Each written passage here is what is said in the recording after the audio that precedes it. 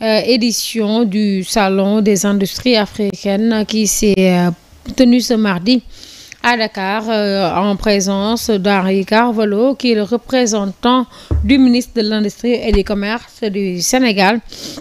Cérémonie qui s'est déroulée sous le thème « Comment la technologie réinvente l'agriculture, les mines, le pétrole et l'économie bleue en Afrique ». Vous suivrez les détails dans cette nouvelle édition. Et puis, à moins d'une semaine de la Tabaski, les trottoirs de Dakar sont devenus des lieux de vente des grillages ou bien des fours, machines, machettes, entre autres. D'après les vendeurs qui disent ne pas avoir de clients, mais ils gardent espoir. Vous suivrez un reportage signé Aïssa Touba dans cette édition. Et à Mbour, des jeunes ont nettoyé la plage de Mbour dans l'urgence de changer les comportements de la jeunesse, un acte fort porté par une nouvelle génération consciente, fraîchement formée au leadership citoyen par Africa Lemounou Civic Leadership avec le soutien de PNUD. Mesdames et messieurs, c'était tout. C'était les titres dans un instant de développement. Et la gouvernance politique.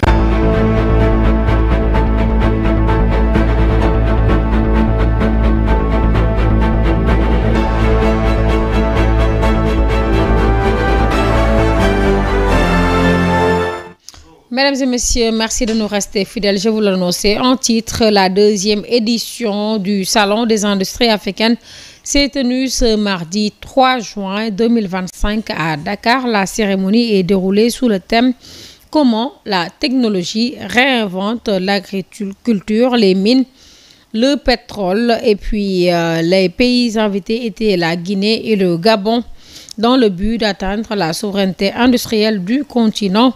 Les organisateurs comptent catalyser les synergies entre secteurs et stratégies afin de stimuler l'investissement productif et de renforcer également les chaînes de valeur industrielle africaines. Henri Carvalho s'est exprimé au micro de Ndella Ndiaye Serignon. Mesdames et messieurs, le thème de cette deuxième édition, défis et perspectives pour une Afrique souveraine, à travers la question comment la technologie réinvente l'agriculture, les mines, le pétrole et l'économie bleue en Afrique, résonne avec acuité dans le contexte mondial actuel. Il met en lumière l'urgence pour nos États de repenser en profondeur leur modèle de développement pour bâtir une Afrique qui produit ce qu'elle consomme et qui consomme ce qu'elle produit.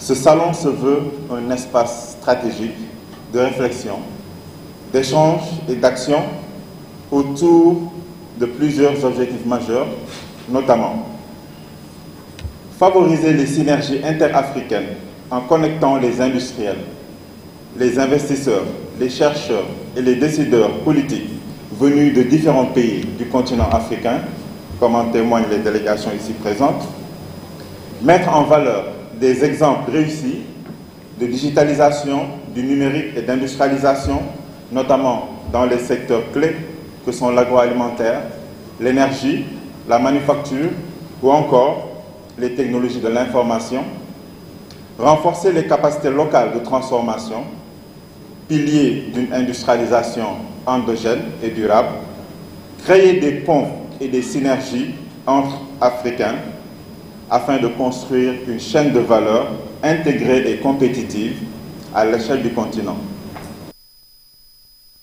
Je vous l'annonce également en titre, à moins d'une semaine de la fête de l'Aïd el-Kabir, les trottoirs de Dakar sont devenus occasionnellement des lieux de vente de grillage, fours, machines, machettes entre autres exposées de plusieurs façons. Ces ustensiles de grillage sont importants pour la fête de Tabaski. D'après les vendeurs et menuisiers métalliques, les clients se font rares, mais tout de même l'espoir est pourtant de mise d'ici la fête. Un reportage signé Aïssa Touba.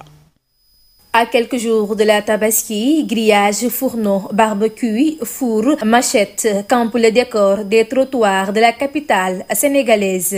Ces accessoires de cuisine fabriqués par les menuisiers métalliques sont aussi importants pour la fête musulmane. Ce jeune, actif dans ce domaine depuis tout petit, revient sur la fabrication du matériel. Oui, c'est nous qui fabriquons, nous achetons le matériel, puis nous le retravaillons à notre façon, avant de le vendre. Depuis que je suis petit, je suis dans ce métier. Il fut un temps, peu de gens s'intéressaient à ce domaine. Mais aujourd'hui, tout le monde presque est intéressé, ce qui explique.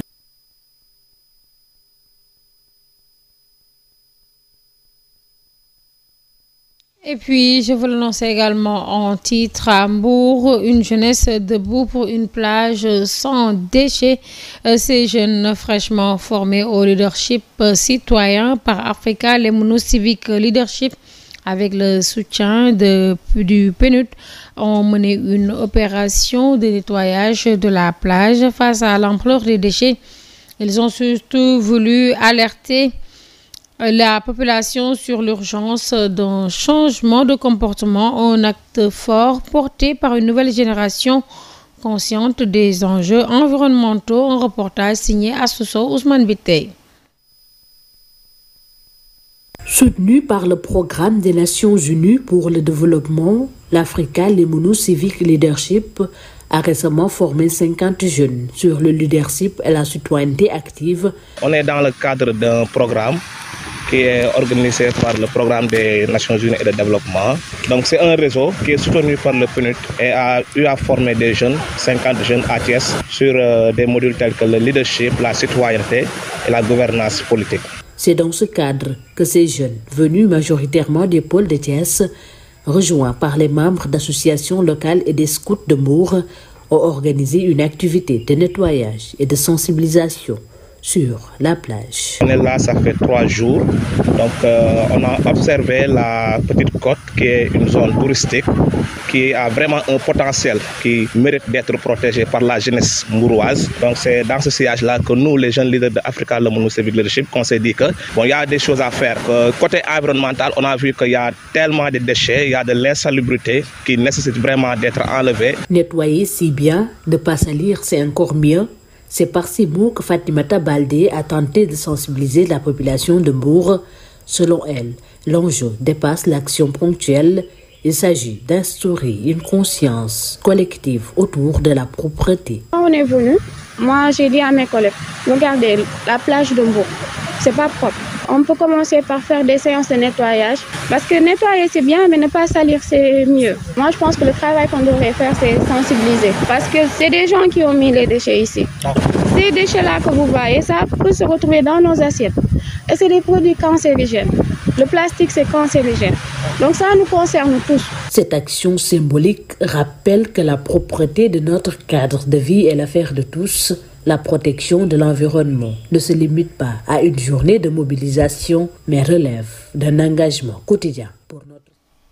Et puis à Touba, le complexe scolaire Al-Khalam Keur Badjen Mawa a été inauguré ce week-end pour renforcer le dispositif éducatif déjà en place. Selon le promoteur Serigne Khadim Bousso, l'objectif de cet établissement est de contribuer à l'éducation dans la ville sainte de Touba, conformément aux orientations du Khalif général des Mourides, Serigne Mountakha Bachirou. Serigne Khadim Bousso, promoteur du complexe scolaire Khalam Keur Badjen Mawa, que nous écoutons au micro d'Adama Ba, excusez-moi.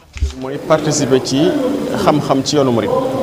Ndax suñu Muntaxa xam nga dafa woote bu rëy wax ni maanaam nañ ittewoo xam-xam te bu sañoon Touba mel ni Basra wala Madina wala Irak loolu la wax loolu nag lu mel nii rek moo ko mën a jëmmal taxawal ay jàngukaay moo tax bi nga xamante ni jàng nañ ba ñu bisi ñu jàpp ni war nañoo taxawal loo xamante ni dañ mën a tasaare xam-xam ndax yàlla moo ko digle nee na fa loolu laa nafara mi. Nous y reviendrons dans nos prochaines éditions. Et puis passons à l'actualité hors de nos frontières. La République démocratique du Congo est bien partie pour obtenir un siège de membre non permanent au Conseil de sécurité des Nations Unies. Le vote doit avoir lieu aujourd'hui même. 2 pays sont candidats pour le continent africain, la République démocratique du Congo et le Libéria. 2 candidats pour 2 sièges réservés au continent pour 2026-2027, une première depuis 30 ans pour la RDC. Et puis à Gaza, ce mardi 3 juin, l'armée israélienne a de nouveau tiré sur la foule en quête de nourriture près d'un centre d'aide humanitaire dans le sud du territoire palestinien. La défense civile de Gaza a annoncé la mort d'au moins 27 personnes. Et puis poursuivons pour les actualités sportives. Aujourd'hui même, nous suivons en conférence de presse pour la publication de la liste de 26 joueurs pour les matchs amicaux de l'Irlande contre l'Irlande.